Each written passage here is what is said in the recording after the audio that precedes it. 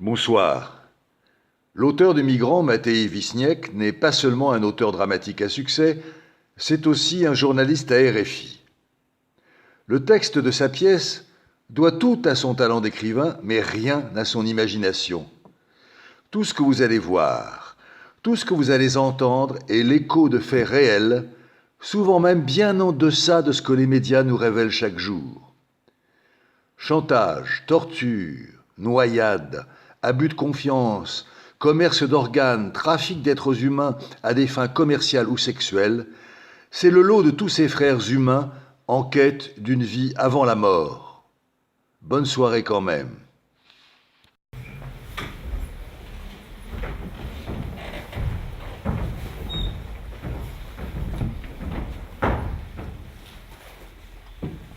Montrez-moi vos téléphones portables. Qu'est-ce que je viens de dire là? Montrez-moi vos téléphones portables. Ah, c'est dur, hein? J'espère au moins que vous avez pensé à les recharger. Parce qu'il faut bien vous rentrer ça dans le crâne une bonne fois pour toutes. Ces petits machins-là, ce sont vos vrais bouées de sauvetage. Ce sont vos anges gardiens, vos boussoles. Et pour tout vous dire, vos clés d'entrée en Europe. Donc, vous allez tous taper un nouveau numéro sur votre téléphone portable. Et vous allez le mettre en tête de la liste.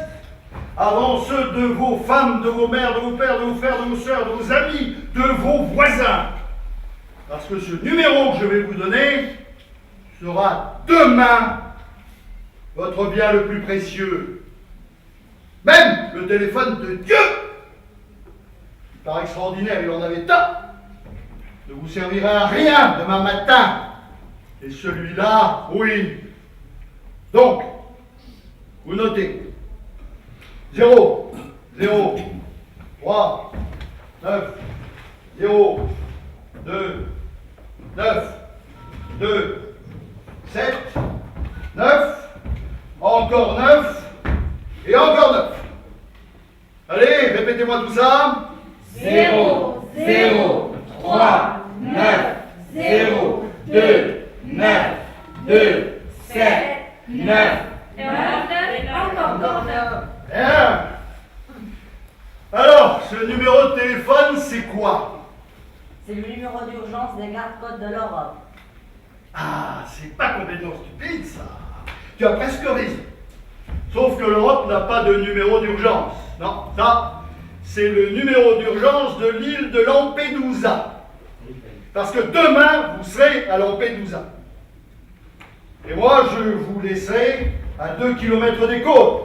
Et vous, à ce moment-là, vous en profiterez avec votre téléphone pour appeler les gardes-côtes, pour qu'ils viennent vous chercher et qu'ils vous amènent sur la terre ferme. Vous avez bien compris? Oui, chef. Bien. Et là, vous commencerez une nouvelle vie. C'est bien entendu? Oui, chef.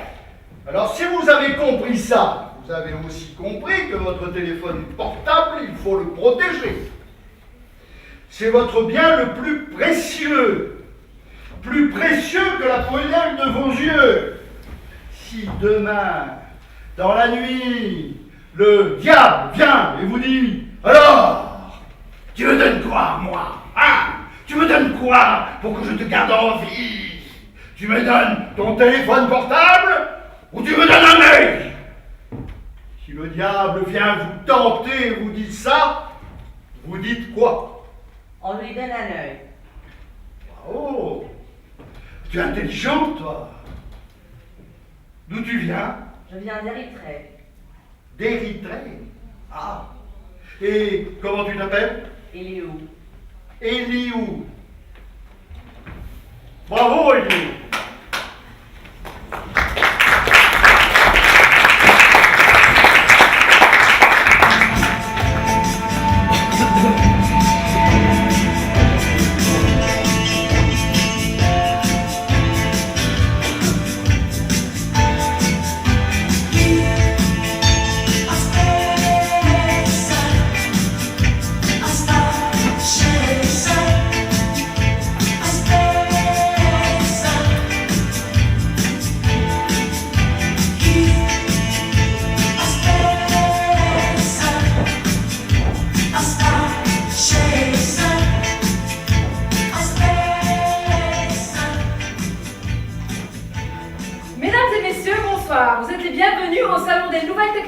anti-immigration. Nous vous présentons aujourd'hui le détecteur de battements de cœur. Le détecteur de battements de cœur est sans doute 1000 fois plus efficace que le détecteur de chaleur humaine. Parce que le détecteur de chaleur confond parfois la chaleur humaine avec la chaleur animale. Voire avec la chaleur émise par certains produits de fermentation. Tandis que le détecteur de battement de cœur, il est uniquement programmé sur la fréquence biologique humaine et indique sans faille la présence des clandestins dans un rayon de 10 mètres. Le détecteur de battements de cœur est ultra léger, facilement maniable, Rechargeable. Et pliable. Quant à son design, je vous laisse juger par vous-même. Il ressemble beaucoup à un club de golf, et quand on l'a dans les mains, on s'accroche immédiatement, sensoriellement parlant, à la noblesse de ses matériaux. Céramique, Acier inoxydable. Bois d'acajou. Au chapitre performance, il suffit de faire un tour complet de votre camion pour vous assurer en moins de 3 minutes qu'il n'y a pas de passagers clandestins à bord. Tout intrus de votre gamme, dans votre grenier. Dans votre garage ou votre jardin. ou même dans votre appartement, et démasqué au moins de 2. Mais attention! Attention de ne pas diriger les capteurs vers vous-même! Parce qu'alors, ce sont vos propres battements de cœur qui vont s'afficher sur le cadran. Alors ne soyez pas maladroit vous-même, bêta! N'appelez pas la police. Oui, d'accord. Parce que vous avez mal orienté le détecteur et que vous vous êtes détecté vous-même. Le détecteur de battement de cœur est doté d'une mémoire extrêmement puissante et d'une sensibilité comparable au sismographe parasismique. Si par exemple dans votre camion se trouvent 5 immigrés, eh bien vont s'afficher sur le cadran 5 représentations graphiques de l'activité électrique de leurs cœurs respectifs. Si vous avez 10 ou 20 clandestins à l'intérieur, le détecteur signale une sorte d'avalanche sismique et l'ordinateur incorporé indique avec une marge d'erreur négligeable le chiffre correspondant au nombre de cœurs détectés. Faisons une expérience.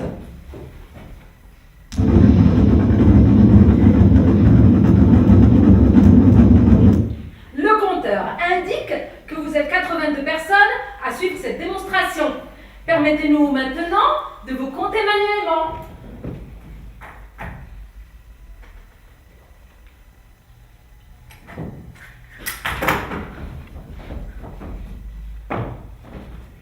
Bingo! Vous êtes bien 82 dans cette salle. Merci infiniment de vous intéresser à notre nouveau produit. Et si vous voulez l'utiliser en mode écoute, à cette fois il dispose d'une paire d'écouteurs. Afin de vous montrer à quel point cet appareil est performant, nous allons vous faire écouter des enregistrements testés dans différentes conditions.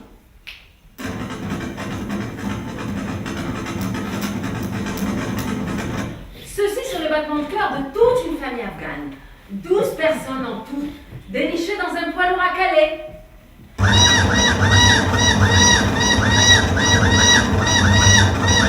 Ceux-là sont les battements de cœur d'une 60aine d'illégaux, sri-lankais, pakistanais et somalis, arrivés à la frontière hongroise le jour même où les autorités de Budapest avaient décidé d'installer des barbelés afin d'empêcher tout nouvel accès sur leur territoire. Vous saisissez la finesse de l'enregistrement. On dirait un bouquet de cris aigus, voire saignants.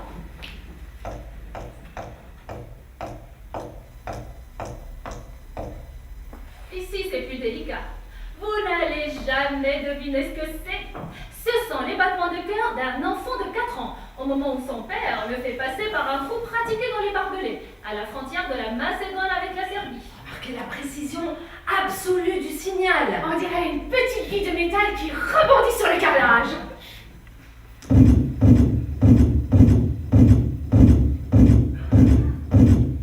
Ceux-ci sont les battements de cœur d'un Malien, bloqué depuis 6 mois à Sarajevo, au moment où il apprend qu'il sera expulsé.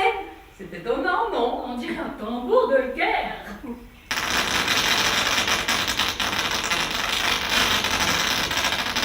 Là, on dirait un vrai tsunami. Eh bien, ce sont les battements de cœur d'une centaine de Syriens, d'Irakiens, dont le bateau vient de toucher la terre ferme sur l'île de Lesbos. On dirait un feu d'artifice, n'est-ce pas?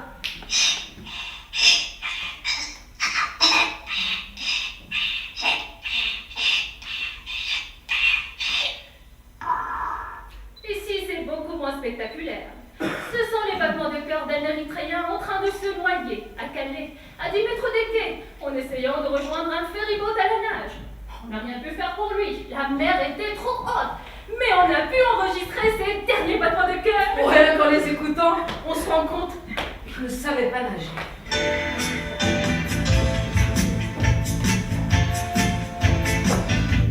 Concernant le prix de notre produit, je vous assure qu'il est tout à fait abordable. Et en plus, vous pouvez le payer en 2 Ou 3 fois, sans frais. sans frais. Sans frais!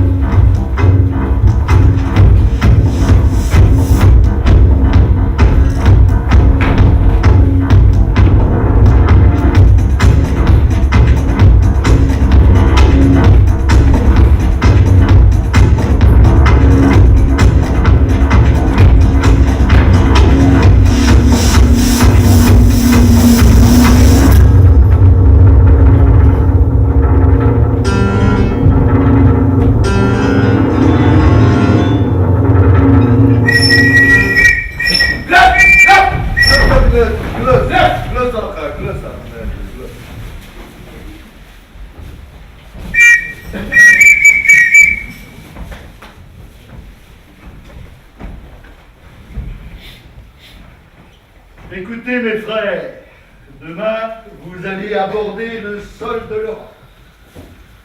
Vous allez enfin voir à quoi ressemblent vos rêves. Et en attendant, il va falloir vous tenir tranquille. Car nous sommes 100 personnes sur ce bateau. Donc cette nuit, il faudra se comporter comme si on était un seul homme. Personne n'a le droit de se mettre debout. Celui qui crie, celui qui panique, celui qui se met debout, je lui fends le crâne. Avec ça! Avec ça!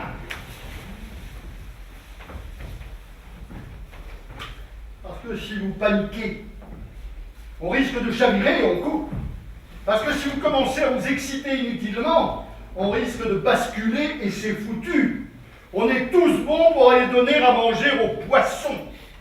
Donc, cette nuit, pour une fois, vous ne bougerez pas. Ce ne sera pas long, nous en avons pour une quinzaine d'heures, la mer est calme et les prévisions sont bonnes. Donc, pendant 15 heures, vous ne faites rien. Vous avez le droit de payer, à condition que je n'entende pas le moindre murmure. Vous avez le droit de vomir. Et pour ça, vous allez utiliser les sacs en papier qu'on vous a donnés. Allez, montrez-moi les sacs à vomi. Tous. Bien. Bon. Maintenant que ceux qui n'ont jamais pris la mer lèvent la main. Ah d'accord. J'espère que vous avez au moins appris à nager, hein.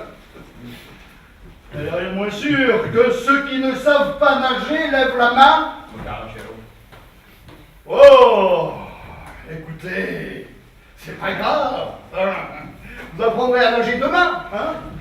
Vous auriez peut-être pu le faire avant quand même, hein? Mais vous n'êtes pas les premiers qui apprendraient à nager le jour où il faut sauver sa vie en nageant. J'appelle ça de la bêtise. Et c'est comme ça. Vous avez glandé pendant des mois sur cette plage de Tripoli en attendant votre embarquement pour l'Europe, mais vous n'avez pas appris à nager. Peut-être apprendre à flotter avec vos gilets de sauvetage. J'espère que vous avez tous bien brûlé vos papiers d'identité et autres documents, que ceux qui ne l'ont pas fait les déchirent maintenant et les mettent à l'eau. Comme ça, vous serez tous à égalité. Vous serez tous sans identité. Vous serez des réfugiés de guerre. Vous serez des victimes de la guerre qui fuient les combats. C'est ça que vous direz quand on vous interrogera sur votre identité. Vous ne dites surtout pas que vous vivez dans la merde dans vos pays, ni que vos enfants meurent de faim. Parce que ça n'est pas du tout un bon motif pour réclamer l'asile politique. Si vous dites ça, on vous renvoie illico chez vous. C'est-à-dire dans la mer. Vous dites que vous venez en Europe pour fuir les combats. Bien. Maintenant, on va partir. Je vais vous laisser pisser et chier une dernière fois. Parce que c'est vrai que la nuit sera peut-être un peu longue pour ça et je n'ai aucune envie que vous souilliez mon bateau. Vous voyez bien qu'il est flambant neuf. Je n'ai pas envie demain de nettoyer vos pipis et vos caca en rentrant. Et puis dites-vous que, avec moi vous êtes plutôt bien tombé. Je n'ai jamais perdu un seul homme. Je crois en Dieu. J'ai moi-même 4 enfants et je fais ça pour sauver mes frères en détresse. Je fais ça parce que ce monde est mal foutu et que je veux apporter un peu d'avenir à ceux qui sont nés dans la partie la plus mal foutue de ce monde mal foutu. Vous comprenez? Oui, chef. Bien. Alors, on y va? Oui, chef. Maintenant, plus personne ne parle. On écoute juste parler la mer et le vent. Priez pour que les vagues soient douces cette nuit. Ça peut aider.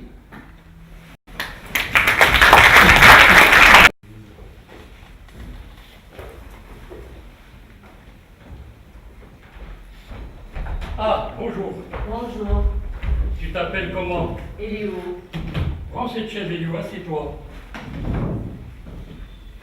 Tu as quel âge? J'ai 18 ans. Tu crois en Dieu, Eliou? Oui. C'est bien, tu es un bon garçon. Tu as soif? Oui. Tu aimes le coca? Oui. Tiens. Prends ça. Est-ce que tu as un téléphone portable, Eliou? Oui. Bon, tu me donneras ton numéro tout à l'heure. Oui.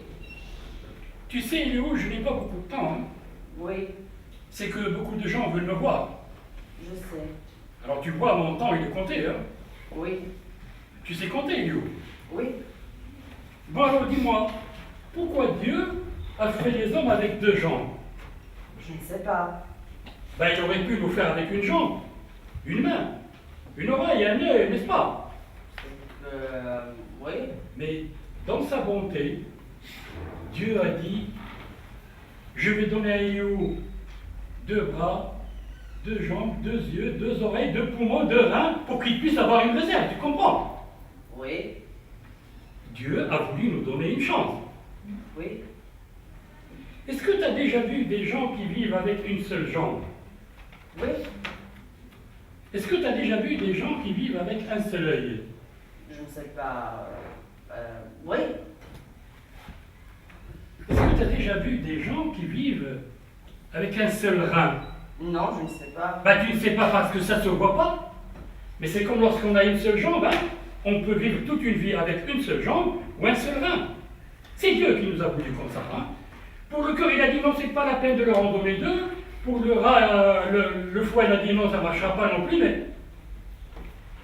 Et pour les reins, hein, pour les reins, Dieu a dit, je vais en donner 2 à Eliou pour qu'il puisse avoir un capital. Tu sais ce que c'est qu'un capital? Non. C'est une grosse somme d'argent. Et ceux qui ont un capital peuvent se lancer dans la vie, peuvent réussir. Et toi, tu veux réussir, Eliou, n'est-ce pas? Oui, Et tu vas aller où? en Angleterre. Mais tu ne sais pas nager, Eliou. Non. Et tu sais ce qui arrive aux personnes comme nous qui ne savent pas nager et qui doivent traverser la mer?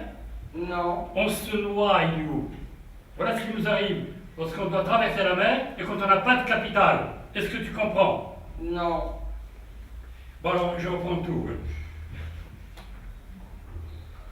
Approche, Eliou.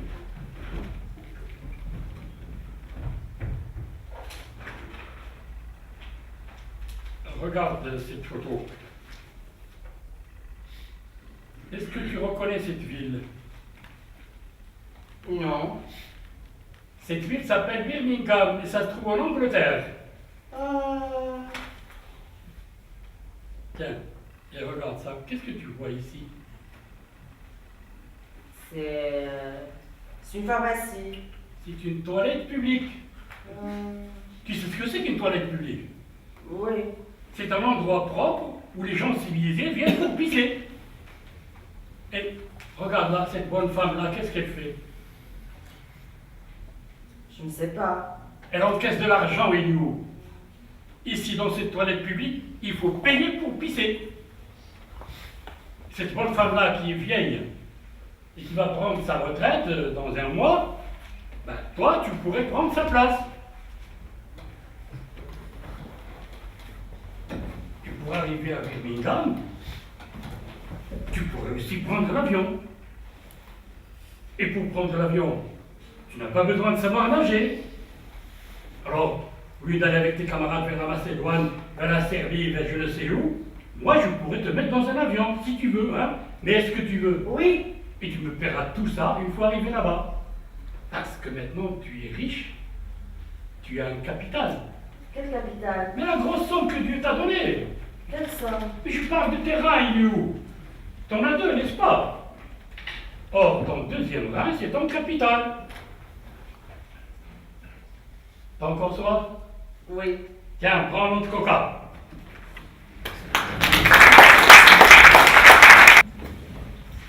On ne peut pas recevoir toute la misère du monde. Exclu. On n'a jamais dit qu'on peut recevoir tout le monde. Notre pays ne peut pas accueillir davantage d'immigrés. Il faut installer un périmètre d'intransigeance en Europe. Il faut systématiquement séparer les réfugiés de guerre, les réfugiés économiques et renvoyer ces derniers dans leur pays d'origine.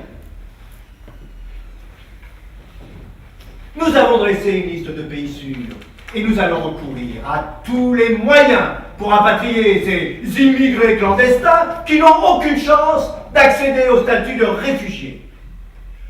Nous allons négocier avec notre allié turc pour que le tri se fasse bientôt sur son territoire. Et puis, il faudra aussi trouver les moyens pour rapatrier ces immigrés clandestins, lutter plus efficacement contre ces énormes organisations criminelles qui se trouvent derrière ces trafics d'êtres humains. Les chefs de ces réseaux mafieux se trouvent à Istanbul, à Tripoli, voire à Beyrouth, il faut le dire.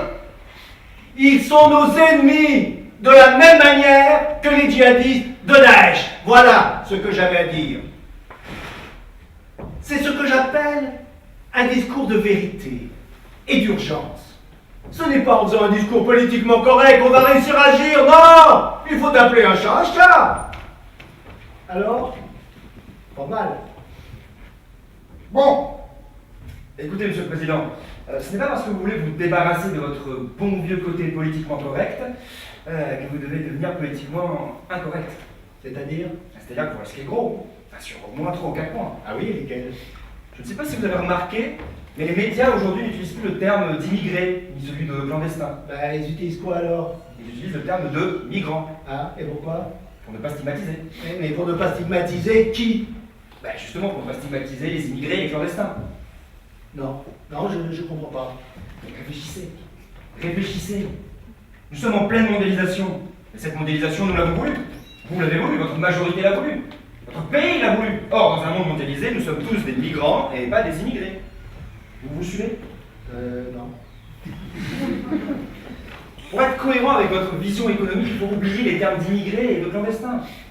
Un immigré, c'est quelqu'un qui vient d'ailleurs et qui traverse une frontière et s'installe dans un territoire où il doit respecter les lois, les règles et les coutumes locales. Bref, il quitte un endroit appelé chez lui et s'installe dans un endroit où il n'est pas chez lui.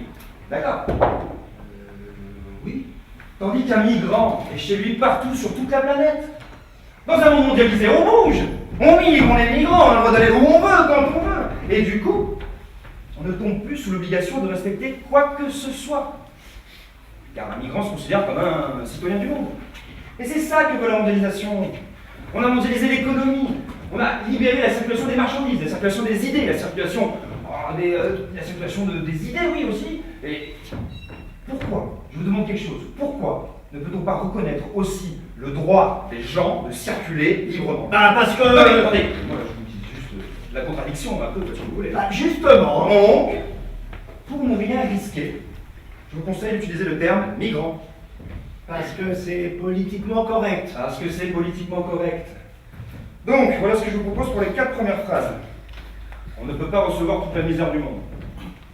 Je vous pose à la place. Vous pouvez noter? Notez. Nous restons sensibles à toute la misère du monde. D'accord. Le mot exclu, je le remplacerai par un simple oui. D'accord. On n'a jamais dit qu'on peut recevoir tout le monde. Je vous propose à la place, nous allons toujours garder les portes ouvertes, mais en fonction de nos possibilités. C'est vague, vous ne trouvez pas? Mais c'est irréprochable. Effectivement. Notre pays ne peut pas accueillir davantage d'immigrés. Je vous propose à la place, on va toujours accueillir des migrants, mais d'une manière contrôlée. Putain! Quoi? Vous êtes fort. Merci, monsieur le président. Vous savez, vous auriez dû faire de la politique, vous. C'est justement ce que je fais, monsieur le président. Ah.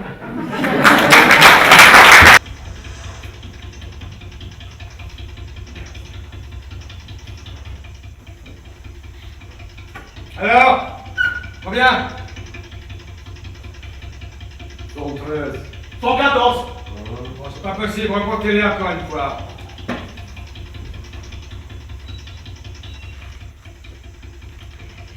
Alors, Toujours 113. toujours 114. Tu m'as compté, moi? Ouais. Eh ben, il faut pas me compter, moi. Alors 113. Ouais. Bon. Vous avez compris? Il y a des clandestins parmi nous. Alors écoutez-moi bien. Moi je ne fais que mon travail, hein. Je ne veux de mal à personne. Je ne hais personne. Je crois en Dieu. Mais j'aime pas qu'on se foute de ma gueule. Est-ce que je suis clair? Ferret! Ouais. Tu penses que je suis clair? Oui, chef. Ali! Ouais. Tu penses qu'ils me comprennent tous? Ah ouais, chef. Ouais. Donc 13 personnes parmi nous ne devraient pas y être. 13 personnes se sont faufilées parmi vous sans payer. Est-ce que je suis clair? Pourquoi ils répondent pas? Allez, fais. chef, ils ont peur, hein. Ils se rendent compte qu'ils ont fait une grosse erreur, chef. Bah, dis peur que ceux qui ont payé n'ont pas à avoir peur. قال لكم شاف الخلوص ما عنده لا شي حاجه One wax taxi gali. Tous ceux qui ont payé, lèvent la main. اللي مخلص عليه الدين. Compte, ami, compte, ils sont combien à avoir levé la main?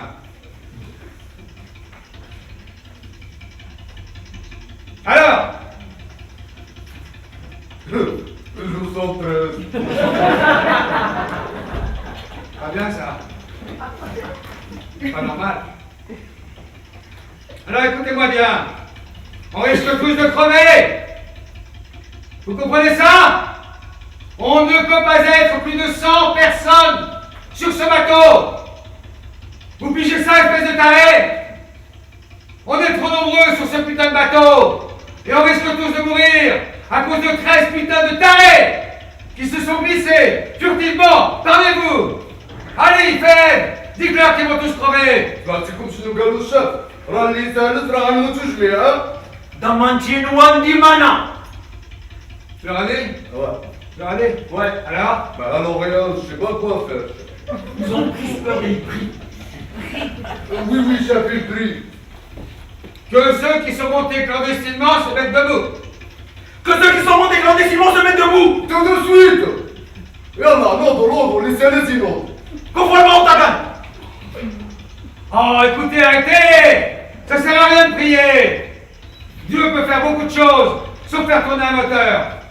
Et on ne peut pas continuer à avancer comme ça, justement, parce qu'on n'avance pas. Le moteur est en train de se noyer. Et Dieu n'est pas un mécanicien. Et non, Dieu n'est pas un mécanicien, vous comprenez ça? Mais c'est pas non plus un bidon d'essence. Et nous allons épuiser notre essence plus tôt que prévu, parce que nous sommes trop lourds. Donc 13 personnes parmi vous doivent quitter ce bateau. Et ce n'est pas parce que vous n'avez pas payé. Parce que même si vous voulez payer maintenant votre argent ne vaut plus rien, c'est trop tard. Même si vous avez de l'argent plein les poches, que vous voulez payer 3 fois, 4 fois la course, je ne pourrai pas le prendre. On est trop lourd. Un point, c'est tout. Donc, quand ceux qui n'ont pas payé mettent leur gilet de sauvetage et sautent à la mer. Fred! Oui, chef. Dis à ces connards là qui sont montés en clochette qu'ils ont commis un grave péché que Dieu ne peut pas pardonner. Sur ce bateau, il y a des familles, des enfants, des gens qui ont travaillé toute leur vie pour passer en Europe. Ce n'est pas juste de mettre leur vie en danger. Depuis que je fais ce métier, je n'ai pas perdu un seul homme, pas un seul enfant. Je ne suis pas comme les autres passeurs. Je suis quelqu'un qui respecte sa parole. Et je l'ai prévenu tout le monde, depuis le début. Les clandestins, c'est la mer qui va s'en occuper. Dis-leur tout ça, Fred. Damantin one di mana. Conformément au tabac. Awichi, Hewena, non, ils ont fait la mini Santiago. Fred, Oui, chef. tu sais à qui il faut donner les gilets, quoi. Je crois que oui. Eh ben alors tu vas les leur donner, hein. Je suis désolé, les amis, mais avec ces gilets, vous allez pouvoir tenir jusqu'à 24 heures. Alors vous allez avoir tout le temps pour prier. Alors vous mettez vos gilets et vous sautez à la mer. Sinon, c'est moi qui vous jette.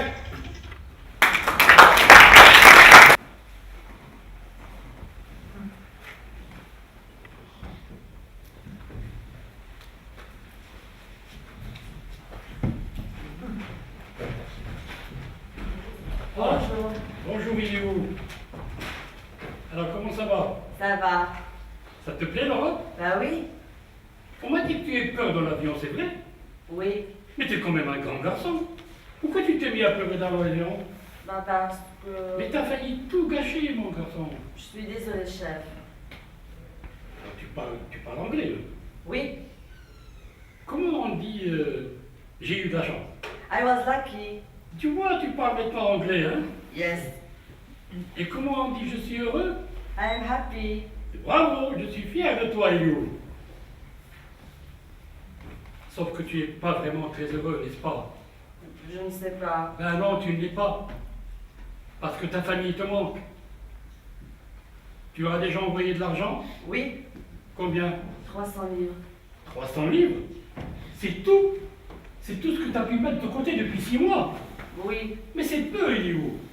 C'est très peu. Tu ne pourras jamais faire venir ici ni tes frères, ni ta sœur, ni ta mère, hein? Même si tu travailles jour et nuit, tu ne pourras pas leur payer la traversée. Ben, je veux dire, une traversée sans risque. Parce que ce pays n'est pas vraiment le paradis pour des petits comme toi, hein? Tu bosses, mais on te paie que dalle. Tu t'es fait des amis, Eliou? Oui, À la mosquée? oui. Bon, alors fais attention, mon garçon, hein. Ici, c'est d'abord les tiens qu'il faut se méfier. Et ça serait bien quand même si tu faisais venir tes frères, ta sœur ainsi que ta mère, hein. Ensemble, vous allez vous entraider, vous allez réussir. Et tu peux les avoir les tiens avec toi dans 2 ou 3 mois si tu veux, hein. Ça ne dépend que de toi, hein. Et comment faire? Tu veux que je t'explique comment il faut faire? Oui, chef. Ben c'est encore Dieu qui va t'aider. Dieu et personne d'autre. Parce que Dieu est grand. Et dans sa bonté, il t'a déjà aidé une fois. Et si tu m'aimes, il peut t'aider encore une deuxième fois, hein. Tu veux qu'il t'aide une deuxième fois? Oui, Et tu veux que je t'explique comment il faut faire? oui, chef. C'est sérieux. Oui, oui. Bon. Lève tes bras, Eliou, et dis-moi combien de bras tu as. 2. Lève tes jambes. Ou bien bouge si tu sautes comme si tu jouais au basket, hein. Combien de jambes tu as? 2. Tu vois? C'est Dieu qui t'a donné 2 bras, 2 jambes, 2 poumons, 2 Pour yeux, que je puisse avoir une réserve. pour que tu puisses avoir une réserve et un capital. Parce que sur cette terre, tout s'achète et tout se paye. Ben, je ne sais pas pourquoi Dieu l'a voulu comme ça, cette terre, mais c'est ainsi, on n'y peut rien. Et heureusement qu'on a quand même... Un capital.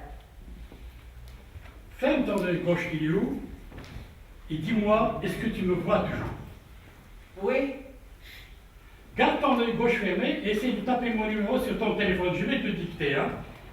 0, 9, 4, 7, 1, 8, 7, 7, 8.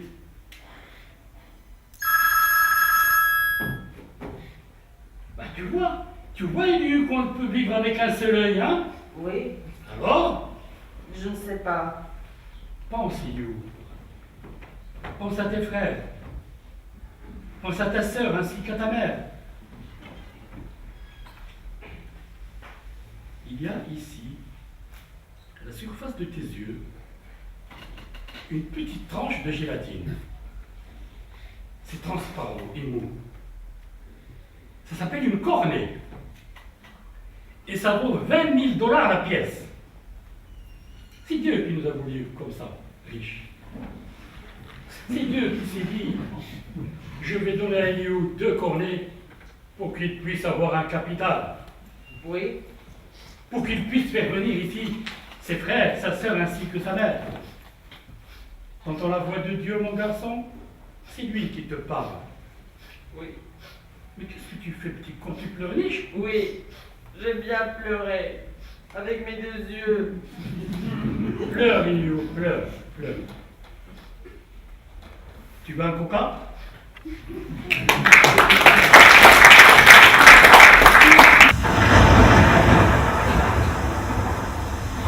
Ali! Ali! Dis à ces connards qui s'agitent dans la cale de se calmer. Je ne veux plus les entendre crier. Ils ont peur, ils ont de l'eau jusqu'au genou, mais c'est qu'on coule quand même. Si l'eau monte, c'est parce qu'ils se font du tapage. Mais ils ont de l'eau jusqu'au genou, chef. Dis-leur que si l'eau monte comme ça, c'est parce qu'il s'agit trop. Ils sont complètement effrayés. Ils disent qu'ils vont mourir. Tous ils sont noyés au condeur. Chef!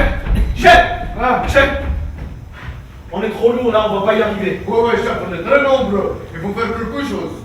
Moi je pense qu'il faut qu'on se débarrasse de quelques personnes. Au moins de 3 ou 4. Ou même 5. Chef, dites-nous, qu'est-ce qu'on doit faire? De toute façon, les gendarmes à Cannes, ils n'ont presque rien payé.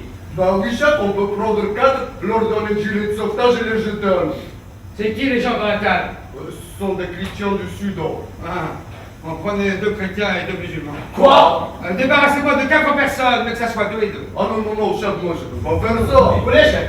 Non, vous le ferez tout de suite encore. Ah non, chef, moi je peux pas abandonner les miens. Oh, écoute, Ali! Chef, c'est pas normal.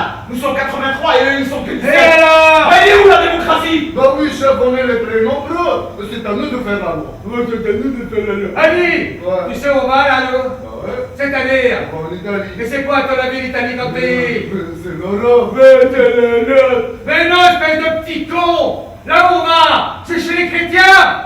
Les chrétiens, c'est C'est eux qui vont vous recevoir. C'est eux qui vont vous donner l'asile politique. C'est eux qui vont vous donner à boire, à manger, qui vont vous donner un logement. Tu comprends ça, Ali? Tu comprends ça, Fed? Non! Et c'est aussi là que vous allez vivre. Alors, ça risque de pas leur faire plaisir aux chrétiens. Si on arrive en soir, vous leur dites désolé, on était trop lourd, alors on a balancé 4 chrétiens à la mer. Ça risque de pas leur plaire. Ça serait quand même la vérité, non? Mais de toute façon, ce sont eux qui ont inventé la démocratie. Eh ben ils n'ont qu'à payer. Ils n'ont qu'à payer, mais je vous redis que ça ne va pas plaire aux chrétiens qui vont vous recevoir ce soir. Ils vont me faire 50-50. De toute façon, on est tous dans la merde, chrétiens comme musulmans. Alors le mieux, c'est se sacrifier des deux côtés, comme ça, personne n'aura rien à dire. Mais chef, personne ne le saura. Chef, on peut même les balancer tous les biceps, comme ça on est tranquille. Ben oui, chef, c'est notre devoir, on est les plus nombreux. C'est démocratique, non? De toute façon, dans la mer, personne n'a jamais rien vu. Mais non, Fred, mais non. La mère cache toujours ses secrets. Tôt ou tard, la mère raconte toujours tout ce qu'elle a vu.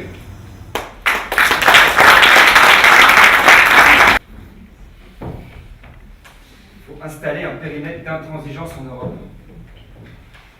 C'est un peu dur. Au niveau du sens? Plutôt au niveau de la construction de la phrase. On dirait un coup de hache. Alors vous pouvez dire la même chose avec une touche d'émotion. Vous pouvez dire par exemple, nous n'allons jamais abandonner nos convictions humanistes et c'est le moment de les défendre avec encore plus d'intransigeance. C'est pas un peu le contraire de ce que je veux dire? Un peu, oui. mais très peu, très peu. De toute façon, Monsieur le Président, ce qui est important, c'est de jouer un peu sur la corde de l'émotion. La mondialisation médiatique est avant tout émotionnelle. Alors vous enflammez un peu en recourant au terme humanisme, ça ne peut pas faire de mal. Humanisme, c'est un peu vieillot, non? Oui. Oui. Mais c'est justement le moment de le déterrer.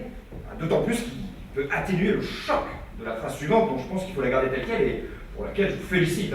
Alors, je peux dire, il faut systématiquement séparer les réfugiés de guerre des réfugiés économiques et renvoyer ces derniers dans leur pays d'origine. Oui. Juridiquement, la phrase est correcte. Et comme la mesure sera impossible à mettre en pratique, elle est aussi politiquement correcte.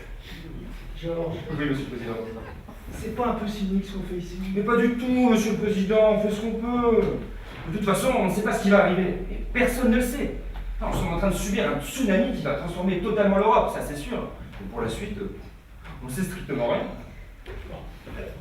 Nous avons dressé une liste de pays sûrs et nous allons recourir à tous les moyens pour rapatrier les immigrés clandestins qui n'ont aucune chance d'accéder au statut de réfugié. Ça, je le garde. Non.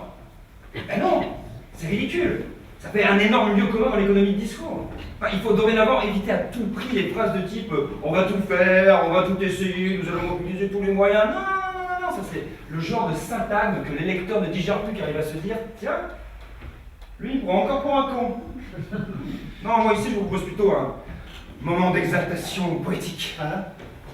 Tout à l'heure on a joué sur la corde de l'émotion. Et maintenant vous voulez qu'on joue sur la corde de la poésie? Oui, parce que nous sommes en effet dans le même cas. Vous évoquez une mesure inapplicable, alors autant l'envelopper dans une nuée lyrique et dire par exemple « Nous devons faire en sorte que notre bien-être, notre savoir-faire, la paix que nous défendons plus que tout, et notre richesse se répandent chez nos voisins, ainsi que partout où on nous tend la main. Je sais que cela sonne comme un numéro de magie, mais je crois dans la magie de la volonté. » Georges? Georges! Oui, Monsieur le Président. J'espère que vous ne vous moquez pas de moi, là. Non, Monsieur le Président. D'autant que vous pouvez enchaîner sans problème avec la phrase d'après. Nous allons négocier avec notre allié turc pour que le tri se fasse bientôt sur son territoire. Alors, celle-là, vous l'aimez? Oui, elle est courte et robuste. L'art du contrepoint, Monsieur le Président, dans la préparation d'un discours, c'est le critère principal. Le reste, c'est du blabla.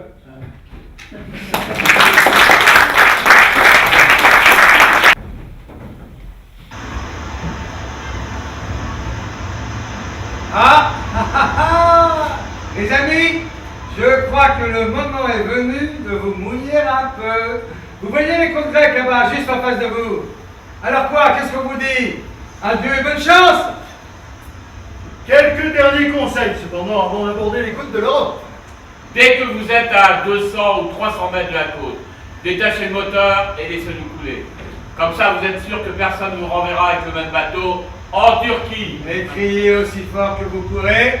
Allah Akbar! Ça alertera les gardes-côtes, ils sauront qu'il y a un nouvel arrivage. Allez, ce sera le moment pour vous de vous jeter à l'eau et de nager jusqu'à la côte. Parce que c'est beaucoup mieux si vous êtes secouru directement dans la mer. Bien sûr. On va vous diriger vers un hotspot pour enregistrer vos empreintes et vos noms. Là, vous pouvez dire tout ce que vous voulez, personne ne peut rien vérifier. L'important, c'est de dire que vous voulez demander l'asile. Sono refugiato, je suis réfugié. I am a refugee, c'est tout ce que vous avez à dire.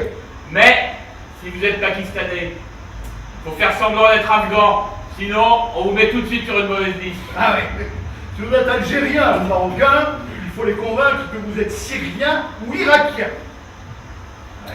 Par contre, si vous êtes kurde de Turquie, dites que vous êtes syrien. Sinon, ils vous renverront dans votre cher pays. Eh ouais. Alors par contre, pour les Africains, c'est pas trop quoi vous dire. Hein. Le mieux, c'est peut-être d'essayer de vous faire passer pour des Érythréens, des Somaliens, ou des Soudanais. Ah ouais, bien. Soudanais, Attention, ceux qui veulent passer en Allemagne.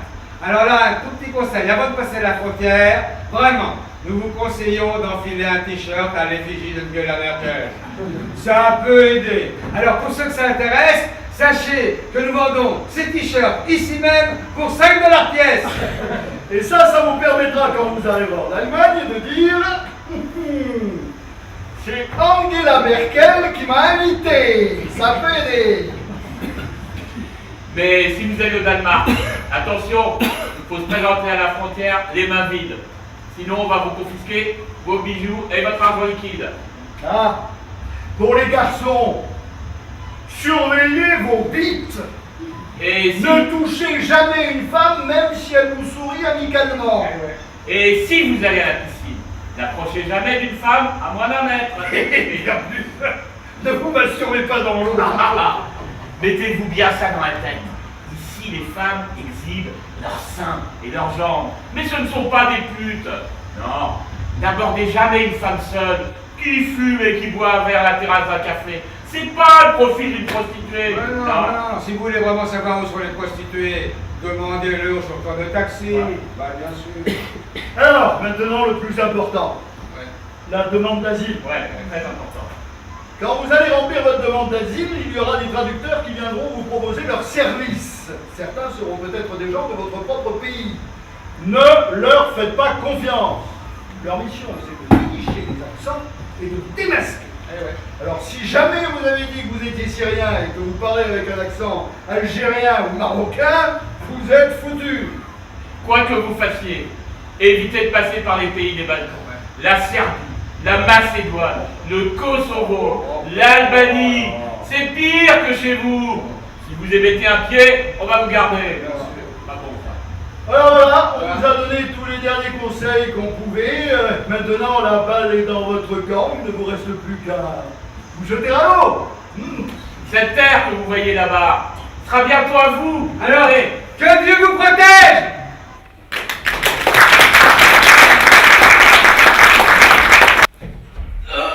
Arrête! Arrête! Espèce de sale petite merde! Mais qu'est-ce que je fais, chef? Ah, tu ne sais pas ce que tu as fait? Non, chef! Mais je vais te tuer! Je vais te tuer! Mais chef, je n'ai rien fait! T'es foutu, t'es un homme mort! J'ai des enfants, chef! Ah, tu as des enfants? Ouais. Et combien? 3. Bah, tu me le diras plus parce que t'es un homme mort! Pardonne-moi, chef, mais pourquoi? Pourquoi? Ah! Tu as le culot de me demander pourquoi! Viens! Les gilets de sauvetage, où est-ce que tu les as achetés? Quoi? Les gilets de sauvetage! Où est-ce que tu les as achetés? Bah, comme d'habitude! Comme d'habitude? Comme d'habitude? T'as le culot de me répondre que tu les as achetés comme d'habitude? Non, tu les as pas achetés comme d'habitude! Tu les as achetés moins cher, n'est-ce pas? Ouais! Ah, salope! Et t'as mis la différence dans ta poche, n'est-ce pas? Ouais! Espèce de sac de merde! Et combien t'as gagné, allez? Pas beaucoup, chef! 5 $ par gilet! 5 $ par gilet? Ouais, voilà l'argent! Je te rends tout! $5 par gilet. 100 gilets. Ça fait $500, ça. Ouais. Ah ouais. Regarde. Regarde ce que je vais faire avec tes dollars. Espèce de sale petite merde chiante. Tiens, bouffe-les tes dollars. Oh, pardon, moi, Tiens, ils sont beaux tes dollars, tu vas me les bouffer, oui. Je ne mentirai plus jamais, Non, chef. tu ne me mentiras plus parce que t'es un homme mort. Je ne mérite pas, Tu frère. ne mérites pas ça, bravo. Tu ne mérites pas ça. Et les enfants, à qui j'ai donné le faux gilet de sauvetage, ils méritaient ça, eux, peut-être. De quoi? Ah, tu le savais pas. Tu le savais pas.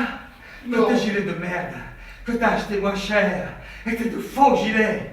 Tu le savais pas, ça? Non. Et bon, maintenant, tu le sais. Non. Tes faux gilets que t'as acheté moins cher, non seulement ils ne flottent pas, mais ça alourdit les corps, ça enfile, ça aide les gens à se soigner plus vite. C'est un passeport pour mourir. Tu as distribué des tombes au lieu de gilets. Et tu dis que tu es croyant. Mais merde, c'est qui ton Dieu? Non.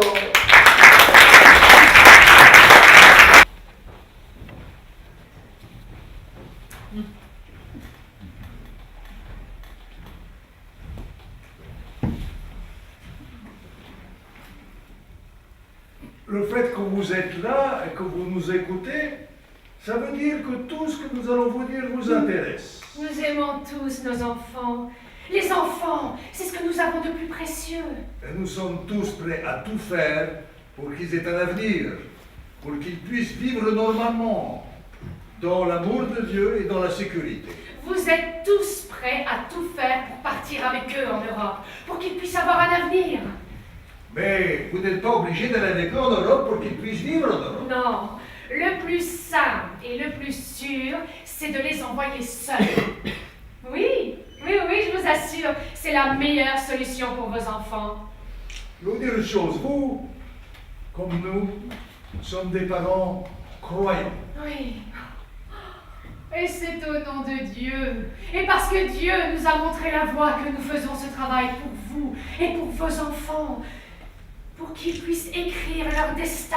Parce qu'il n'est pas trop tard. Non, pour que l'identité de vos peuples ne se dilue pas. Nous avons fait passer des milliers d'enfants en Europe. D'Afghanistan, d'Irak, de Syrie, de Libye, de Somalie. Et on n'a jamais perdu un seul enfant en route. Ça, je vous le jure. Sur l'amour de Dieu et sur l'âme de ma mère. Nous ne sommes pas des bandits. Nous ne sommes pas des voleurs. Nous ne sommes pas des proxénètes. Nous ne sommes pas des mécréants. Non, nous sommes une organisation humanitaire qui sauve des enfants en détresse. Et vos enfants, vous le savez, ils sont en détresse. Chez vous, ils n'ont pas d'avenir. Non, à tout moment, des hommes en armes peuvent faire irruption dans les écoles et enrôler vos garçons à vie. Et c'est ça que vous voulez? Que vos garçons à 12 ans deviennent des combattants et à faire du djihad? Non, ce n'est pas ce que vous voulez. Et vous ne voulez pas non plus pour vos filles qu'elles soient enlevées par Boko Haram ou d'autres fous de Dieu ou des individus sans scrupules qui vont les marier de force à des martyrs désordonnés qui vont les laisser veuves à 18 ans. Écoutez, l'Europe est prête à accueillir vos enfants les bras ouverts. Oui, d'ailleurs, regardez, manuel de droit européen en matière de droits de l'enfant. C'est marqué page 43. L'Europe met l'enfance au cœur de ses valeurs et de ses préoccupations. Oui, et c'est par ces lois que vos enfants sont protégés. Et ces lois sont bonnes. Ils sont logés, nourris, protégés. Montrez les photos, montrez. C'est dans des maisons comme celle-là qu'ils vont être accueillis. Avec des salles de prière à côté. Oui, et des salles de jeu aussi. Et ils vont manger halal parce que ça c'est prévu par la loi. Oui, et dès qu'ils le peuvent, ils demanderont à vous faire venir. Bon, parlons de questions pratiques. Oui, alors nous, ce qu'on vous propose, c'est un parcours en bus. Oui. Nous transférons vos enfants d'Europe sans danger. C'est un parcours simple, sans problème. Nous ne traversons aucune région en guerre. Nous passons par l'Iran et nous les regroupons dans les villes de Tabriz et de Bakou. Là, par petits groupes, nous nous dirigeons vers la Turquie. Une fois à Istanbul, nous traversons en Zodiac jusqu'à l'île de Lesbos, qui est déjà en Europe. Est-ce que vous savez ce que c'est qu'un zodiaque? Alors, c'est un petit bateau à moteur qui ne tombe jamais en panne. Alors, on prend vos enfants par l'eau de 40 et puis on les débarque sur une plage. Alors, bien sûr, on leur donne un gilet de sauvetage parce que c'est la règle en Europe. Oui, toute personne qui monte sur un bateau est obligée d'en porter un. Mais vos enfants, ils ne risquent même pas d'être mouillés. Ne croyez pas à la propagande de l'Europe qui publie tous les jours des photos d'enfants noyés. Ça, c'est pour vous effrayer. Ça, c'est vous persuader de rien faire. Ça, c'est vous obliger à vous terrer toujours, les bras croisés au lieu d'agir. D'ailleurs, l'Europe, elle a besoin de vos enfants. Oui. Là-bas, il paraît que les hommes, ils sont tous vieux et qu'ils ne procréent plus. Oui. Il paraît même que les testicules des hommes européens ont rétréci et que leurs semences des... Oui, ça, c'est une autre histoire. Bon, parlons prix maintenant. Pour une prise en charge totale, c'est entre 3 500 et 4 000 euros. Tout dépend de la région où vous habitez. Nous venons chercher votre enfant chez vous dans votre village et nous le transférons tranquillement en Europe. Là-bas, nos hommes sur place diront tout ce qui va se passer. Mais vous ne perdrez jamais le contact avec votre enfant, les enfants, je vous le jure. Et puis, sachez une chose, jamais l'Europe ne renvoie un enfant mineur dans son pays d'origine. C'est vous tous qui risquez d'être renvoyés si vous êtes avec eux. Alors bon, si vous ne pouvez pas payer la somme complète, ce n'est pas bien grave, on s'arrange autrement. Un enfant à 12, 13 ou 14 ans, il peut travailler. Alors, on va les envoyer dans nos ateliers de textile en Turquie. Bon, là-bas, c'est pas bien grave. Ils vont travailler 8 heures par jour pendant 6 mois. Ils seront nourris, logés et protégés. Et avec l'argent gagné, ils pourront se payer la traversée. Voilà. Alors nous, ce qu'on vous propose, c'est quoi? Oui, alors on vous conseille qu'ils demandent asile, en Allemagne ou en Suède. Est-ce que vous connaissez le nombre d'enfants mineurs arrivés l'année dernière en Suède? Plus de 36 000! Oui! Ils vont à l'école, ils apprennent la langue. Et ils penseront à vous. Alors, réfléchissez. Chez vous, vos enfants n'ont pas d'avenir. Vos pays sont devenus des cages où ils ne peuvent plus voler. Laissez-les s'envoler. Laissez-les. Et ne croyez pas que l'Europe leur fasse perdre croyance en Dieu. Non, alhamdoulilah, l'Europe respecte la religion. Il y a des mosquées partout et les fêtes musulmanes figurent dans le calendrier officiel.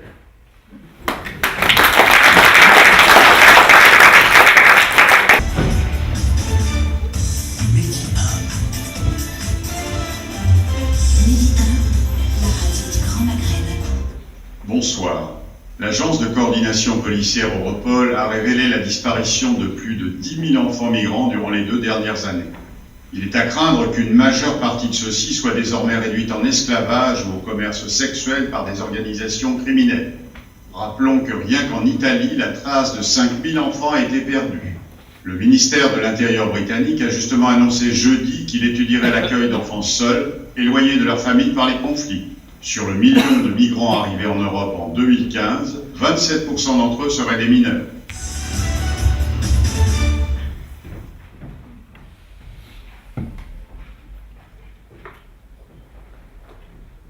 Bonjour Iliou.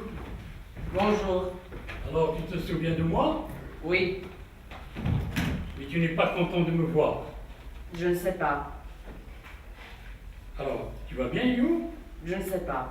Mais si, tu vas bien. Tu travailles, tu as toute ta famille avec toi.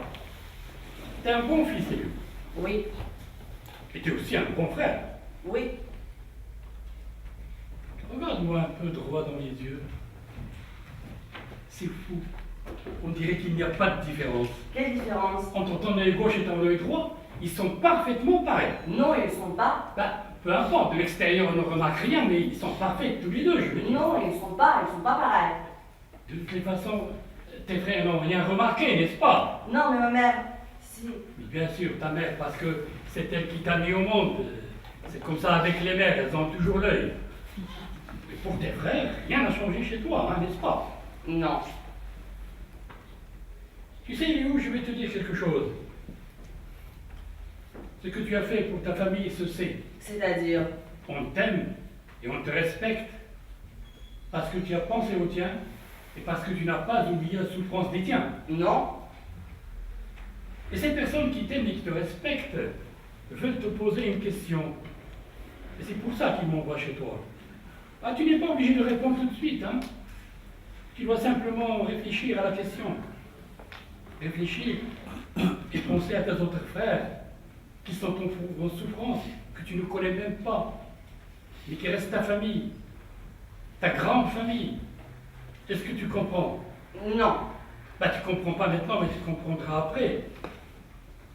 Parce que d'autres personnes en souffrance ont besoin de toi, Eliou. Et ils savent qu'ils peuvent compter sur toi. Ils savent que tu crois en Dieu et que tu seras prêt le jour venu à leur venir en aide. Chef, je ne peux pas aider tout le monde. Mais si, Eliou, tu peux faire quelque chose d'encore plus grand que ce que tu as déjà fait. Car ton âme est bénie. Et Dieu est avec toi. C'est Dieu qui t'a donné 2 bras, 2 jambes, 2 yeux, 2 poumons, 2 reins. Oui, mais c'est pour pouvoir vivre. Oui, je sais, Léo. Dieu t'a donné tout ça pour que tu puisses vivre, mais aussi pour pouvoir aider les autres. Ah bon? Et tu sais qu'en plus de ça, Dieu t'a donné quelque chose. Quoi? Il t'a donné 2 vies, Léo. Bah, mais non. Mais si, Léo. Dieu, dans sa bonté, t'a donné 2 vies. Il a fait ça parce qu'il t'aime. Et parce qu'il voulait que tu sois heureux. C'est ça que Dieu s'est dit quand il t'a fait.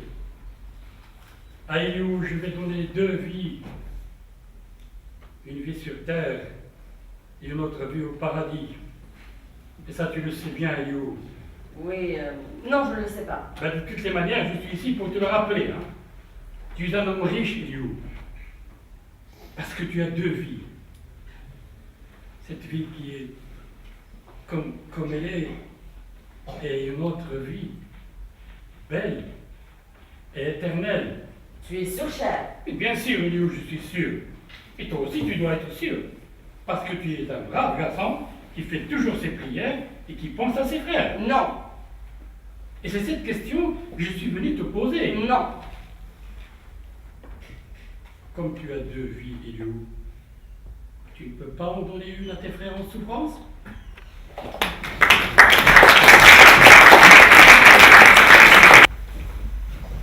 Et puis il faudra trouver les moyens pour lutter plus efficacement contre ces grosses organisations criminelles qui se trouvent derrière ces trafics d'êtres humains. Les chefs de ces réseaux mafieux se trouvent à Istanbul, à Tripoli, voire à Beyrouth, il faut le dire. Ils sont nos ennemis, de la même manière que les djihadistes de Daesh. Voilà ce que j'avais à dire. C'est ce que j'appelle un discours de vérité et d'urgence. Ce n'est pas en faisant un discours politiquement correct qu'on va réussir à agir, non! Mais non, Monsieur le Président! N'essayez plus de sortir du politiquement correct avec une pirouette sur le politiquement correct. D'accord, Georges? La pensée politiquement correcte, c'est notre meilleure clôture, Monsieur le Président, contre notre devoir d'agir. D'accord. C'est notre système de barbelé mental qui nous permet de donner des leçons sans être obligé de trouver des solutions. Donc, Georges, d'accord, quand même. Donc, aussi longtemps que vous n'avez pas les moyens de résoudre les problèmes de ce monde, restez politiquement correct. D'accord, Georges. Mais merci, Georges.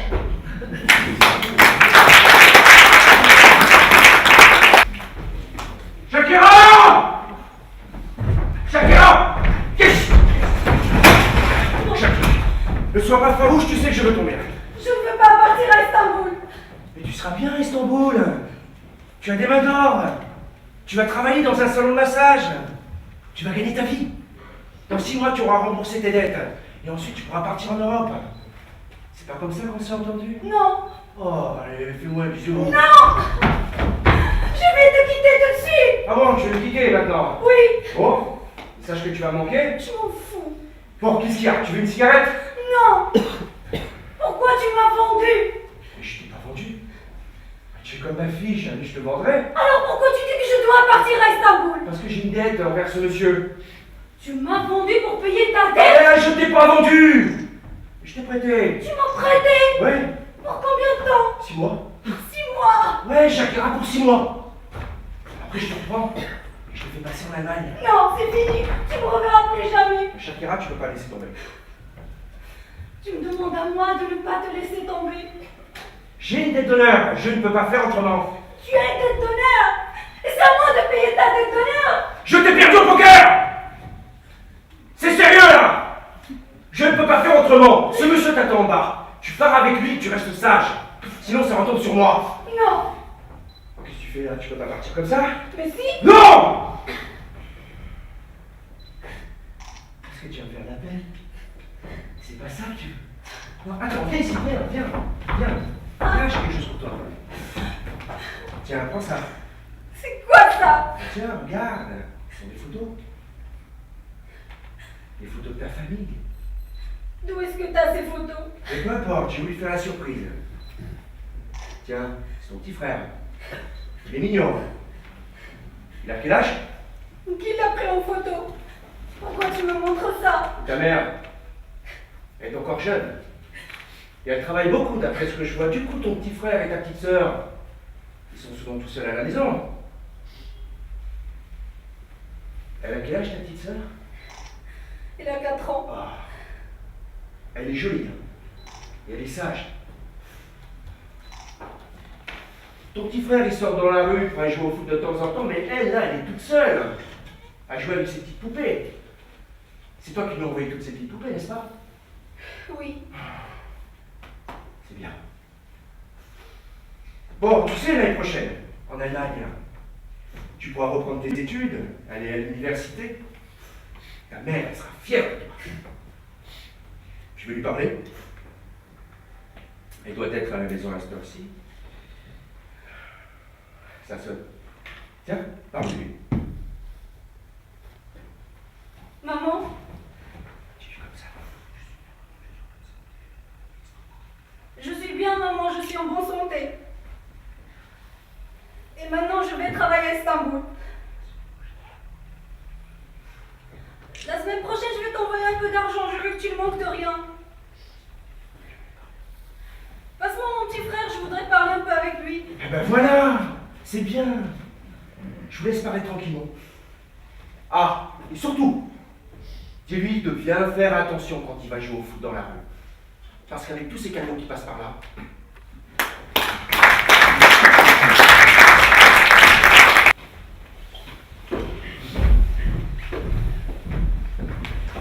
Bon, je vous écoute, Georges. bon, ça peut tenir encore 4 ou 5 ans. C'est-à-dire? C'est-à-dire le rythme actuel d'1 million de migrants par an. Et après? Après? Ah bah, ce sera au revoir la démocratie. Ah bah pourquoi? Et parce que l'extrême droite va gagner, partout, et toutes les élections. D'où est-ce que vous tenez ça? Bah, des sondages et des simulations d'opinion. Vous croyez que c'est une invasion, Georges? Non. C'est une révolution. C'est-à-dire? Parce qu'on a construit un supermarché dont les images arrosent sans cesse la planète, cela depuis des décennies. Mais les rayons qui dégorgent de produits sont situés dans un périmètre géographique limité. C'est donc normal qu'on se retrouve avec des queues gigantesques à l'entrée. On aurait dû se cacher, donc, ne pas envoyer autant de cartes postales à nos cousins plus pauvres. C'est encore de la faute aux médias. Oui, et oui, Monsieur le Président. Ne pas se vanter avec nos produits, notre génie et notre sens de l'universalité. Je ne vois pas pourtant où est la révolution. C'est que le grand barman en a marre de servir le bon vieux whisky dans certains verres et de l'alcool frelaté dans d'autres. Alors il a décidé de faire un gros, gigantesque cocktail. Il a justement commencé à agiter son shaker. Et que se trouve-t-il dans le shaker, Georges? Notre planète, Monsieur le Président. Notre planète. Je vous écoute, Serge. Oui, alors, on ne peut pas les arrêter, mais on peut les ralentir. Ah, comment ça? Par la presse. Il faut privilégier les images négatives. C'est-à-dire? Publier massivement des images de frontières fermées, de clôtures de barbelés, de foyers pour immigrés totalement pourris. Il faut faire massivement des reportages avec des migrants qui veulent rentrer chez eux et diffuser des témoignages de migrants écœurés de l'Europe et totalement déçus. Si on se lance tout de suite, on aura les premiers effets bénéfiques dans 6 mois. Mais il faut que tous les médias parlent de notre administration infernale et insistent beaucoup sur chaque agression contre les migrants. Il faut que ça passe en boucle, hein. Incendie contre les foyers de migrants, slogans et graffitis anti-migrants, manifestations anti-immigration.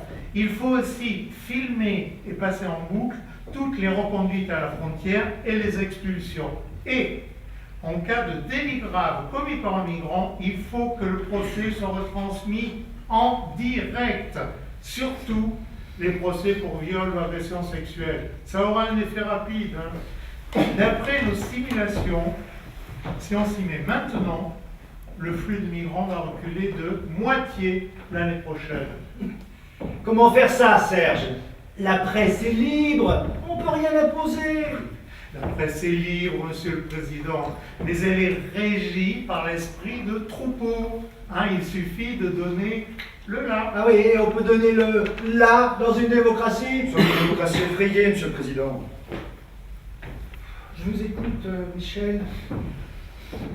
Avec la ligne actuelle, vous n'avez aucune chance, Monsieur le Président. C'est-à-dire? C'est-à-dire que vous perdez, dans tous les cas de figure. Ah, et qui donnait gagnant? C'est le parti anti-immigration. Le parti des effrayés. Oui. Et même si l'économie redémarre. L'enjeu n'est plus économique, mais identitaire. On a testé l'argument, les migrants, source du futur miracle économique. Ça ne suscite aucun enthousiasme. Au contraire, ça amplifie la suspicion. Ça ne marche pas non plus. Le scénario du bouleversement démocratique à long terme dans les pays d'origine des migrants. On a déjà 20 000, oui, je crois. Oui, c'est ça, Monsieur le Président. 20 000 jeunes issus de l'immigration, nés en Europe, qui sont allés faire le djihad. Alors, personne, mais vraiment personne ne croit que les enfants des nouveaux arrivants iront demain promouvoir la démocratie dans les pays de leurs parents. Personne.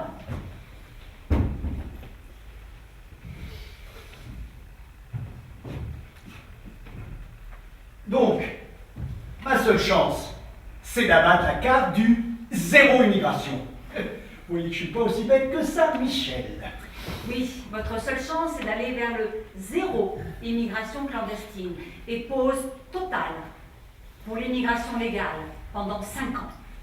C'est pas un peu fort, ça, vous trouvez pas? Fort mais faisable. Hein. Ouais. Parce qu'on a testé par un petit sondage cette hypothèse de travail. Et ça peut faire son chemin. Oui, ils ont bien mordu l'idée. Ça peut marcher.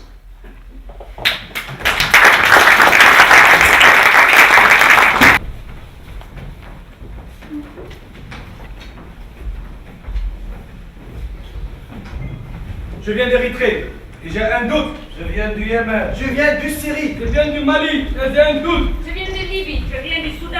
Et nous avons tous un doute. C'est qu'on n'est pas sûr. Mais on n'est pas sûr du tout. Mais pas du tout, du tout, du tout. On n'est pas sûr d'avoir une vie avant la mort. Et vraiment, on n'est pas sûr de ça. Et c'est pour ça qu'on veut vivre pleinement maintenant. Ou au moins essayer d'en profiter un peu. Et c'est pour ça qu'on vient chez vous. Et c'est pour ça qu'on va continuer à venir chez vous. On va continuer à venir chez vous. Nous sommes poussés par une force qui nous dépasse. Vraiment, on ne veut pas vous déranger, mais c'est plus fort que nous. On va continuer à crever, à se noyer en traversant la mer. Mais on va continuer à venir. Donc, n'ayez pas peur.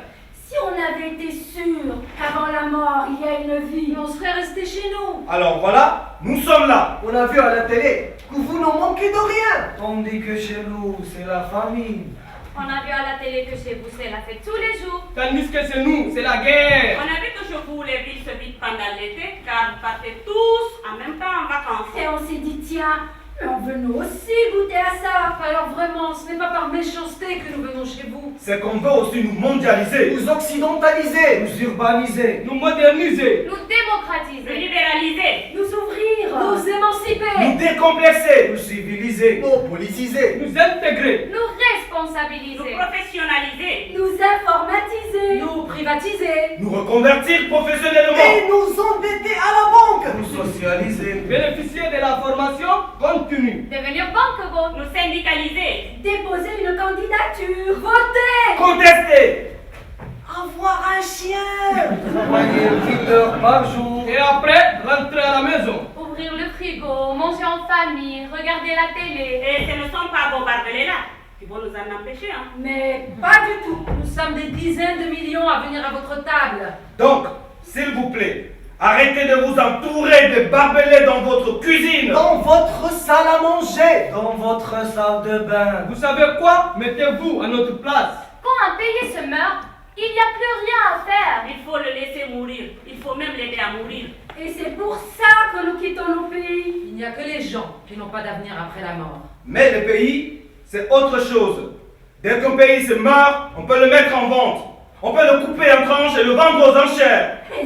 Vous allez pouvoir vous-même en acheter des petits bouts. Des mines, de la terre agricole, Des plats. Des forêts. Des champs pétroliers. Les pays marchent comme ça. Après leur mort, il y a le commerce. Comme les pays On toujours eu notre vie après leur mort. C'est pour ça aussi qu'on ne veut pas donner notre vie pour notre pays. On peut faire attendre. Chez vous, même devant vos clôtures en barbelés. De toute façon, nous cherchons du travail. Donc, on pourrait nous-mêmes nous occuper de vos clôtures. Et ça fait déjà longtemps que nos parents balayent vos rues. Nettoie vos toilettes, ramasse vos ordures, garde vos enfants, promène vos chiens. Alors pour nous, entretenir vos clôtures en barbelés, les astiquer, calfeutrer les trous, mais c'est un travail comme tous les autres. Vraiment, vraiment, vraiment, il ne faut pas avoir peur de nous. Nous sommes prêts à apprendre comment se tenir correctement à table. Et puis, on va apprendre aussi votre langue. D'ailleurs, on parle déjà tous un peu l'anglais. We are the future. Yes, we can. Don't be afraid. We want to be free. Nous allons apprendre le français, L'allemand, le suédois, Le finnois, le danois, Le grec, le hongrois, le roumain. c'est promis. Nous allons tout faire pour que le monde reste pluriculturel. À votre façon, vous avez déjà donné beaucoup à l'humanité. La colonisation. la décolonisation, La démocratie, la Première Guerre mondiale, la Deuxième Guerre mondiale, le communisme, Le nazisme, le libéralisme, L'ultralibéralisme. la financiarisation de l'économie, Et la mondialisation. la révolution informatique, la hollywoodisation de l'information, et la facebookisation de la communication. la googlisation du savoir et la microsoftisation de l'être humain. Maintenant, c'est notre tour de vous proposer une révolution douce. Pacifique. Lente. Car on n'est pas pressé. Ça va durer tout un siècle. La débarbelisation du monde par la migration. vous allez voir, vous allez comprendre. Parce qu'un jour, vous-même, vous allez devenir des migrants. Vraiment, c'est le moment de fonder un nouvel humanisme. L'humanisme migratoire. Nous n'allons jamais vous poser des questions bêtes si près que m'engendrez pas vos idéologies. Jade, vous êtes avec nous ou vous êtes contre nous? Car nous et vous ne sommes dans le même bateau. Et nous devons tous naviguer sur la mer de nos différences, de nos haines, de nos contradictions et de nos dilemmes. Et il n'est pas normal de planter des barbelés sur un bateau. Débarbellisons-nous, chers amis. Il y aura sûrement de grosses vagues pendant notre voyage. Mais au moins sur les vagues, on est sûr qu'on ne peut pas planter les barbelés.